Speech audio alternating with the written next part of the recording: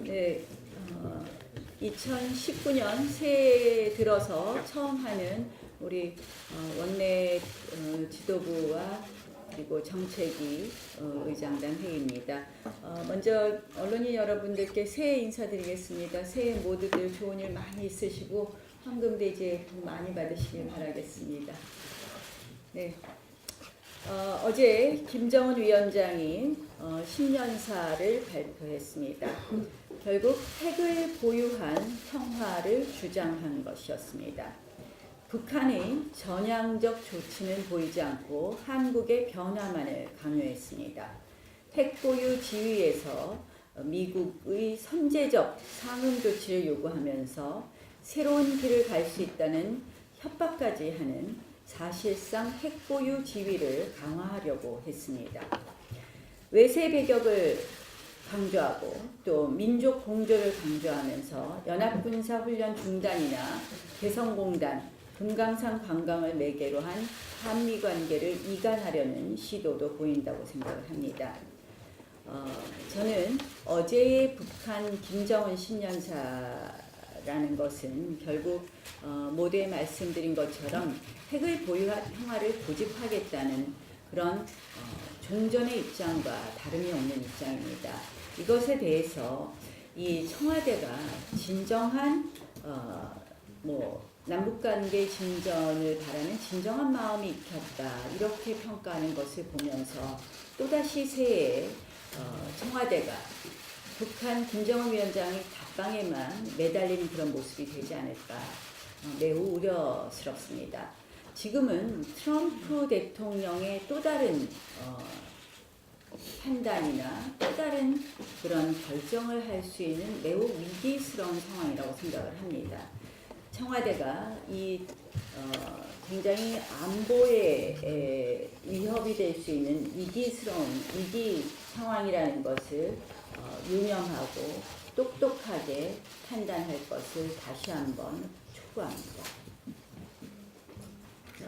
경제 현장의 간곡한 요청에도 불구하고 정부 여당이 최저임금제에 주유수당을 산입하는 시행령 개정안을 의결했습니다.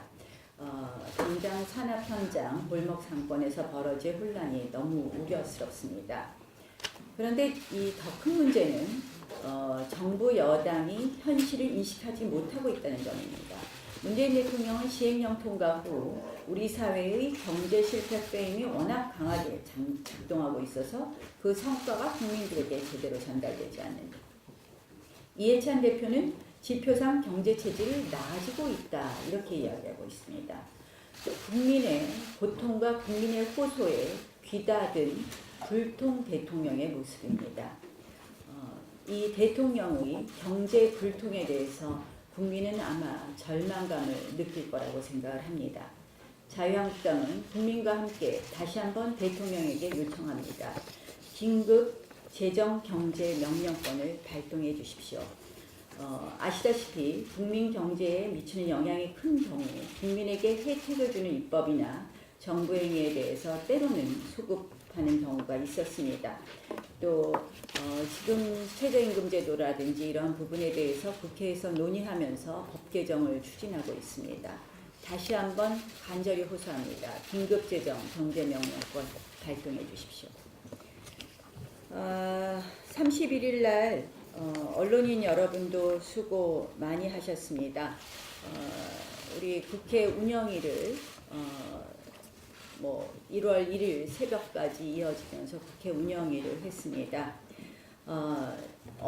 모 언론사와 모 여론기관에서 조사기관에서 한 10년 국민 여론조사를 보면 청와대 특별감찰관이 민간인 사찰에 대해서 조사가 필요하다라는 그런 응답이 74.9%에 이르고 있습니다. 그런데 그 운영위에서 청와대는 오만한 태도로 일관했습니다. 여당도 마찬가지입니다. 아시다시피 핵심 증인은 불출석했습니다. 그리고 자료는 거부하고 있습니다. 그러나 진실은 하나하나 밝혀지고 있습니다. 저는 운영위를 겪으면서 청문회와 일종의 형사적인 그런 처벌이 가능한 청문회와 국정조사의 필요성을 다시 한번 확인할 수 있었던 운영이었다, 이렇게 판단합니다. 또한 이제는 특검의 조사로 우리가 갈 수밖에 없다는 말씀을 드립니다. 문재인 대통령은 민정수석의 출석에 대해서 정치 공세라고 이야기했습니다.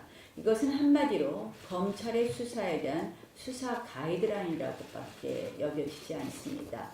이미 검찰은 그 수사 가이드라인에 따라서 보여주기식 효인 압수수색에 이어서 오늘도 계속하여 그러한 방향으로 움직일 것이 보여집니다. 저희는 이 부분에 대한 국민 여론, 조사가 필요하다라는 국민 여론을 등에 업고 결국은 특검으로 갈 수밖에 없다는 부분을 다시 한번 밝힙니다. 이제 사찰 정권, 위선 정권에 덧붙여 또 하나의 이름을 붙일 내부 고발자가 또다시 나타났습니다. 신재민 전 기재부 사무관입니다. 한마디로 지금 연이어 이루어지고 있는 청와대의 무소불위 권력 남용에 대한 내부 제보자가, 내부 고발자가 줄을 잇는 그런 형상입니다. 청와대의 무소불위 권력 남용, 이미 아시다시피 사찰입니다. 거기에 덧붙인 것은 한마디로 국가 재정을 분식하는 국가 재정 조작이라고 말씀드릴 수 있습니다. 신재민 전 사무관은 두 가지를 폭로했습니다. 하나는 KTNG에 대한 그 사장 교체의 시도고, 또 하나는 나라빚을 늘려서 정권 지지율 유지를 제고하려고 했다는 것입니다. 결국 한마디로 국가 재정을 조작해서 국민의 여론을 바꿔보겠다는 아주 무서운 그런 재정 조작의 시도였다고 봅니다. 저는 이 재정 조작 정권이라는 것을 우리가 하나 더 붙일 수 있다. 사찰 정권, 위선 정권, 그리고 재정 조작 정권의 실체를 우리는 밝혀야 된다고 생각을 합니다.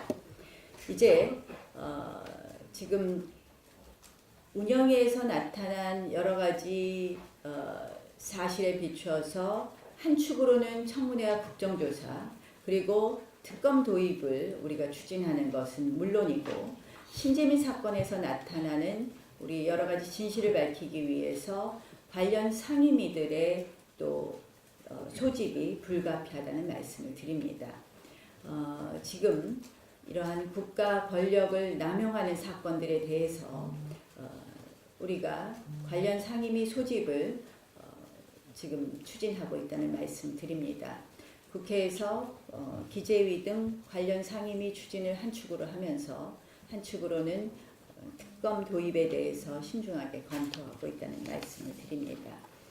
이 신재민 사건에 대해서는 조금 더 자세히 말씀들을 하시겠지만, 한마디로 통계 조작을 통해서, 국가 재정 조작을 통해서 정권의 어떤 여론조사 지지율을 유지하려고 했다는 점에서 매우 심각하게 보아야 된다고 생각을 합니다.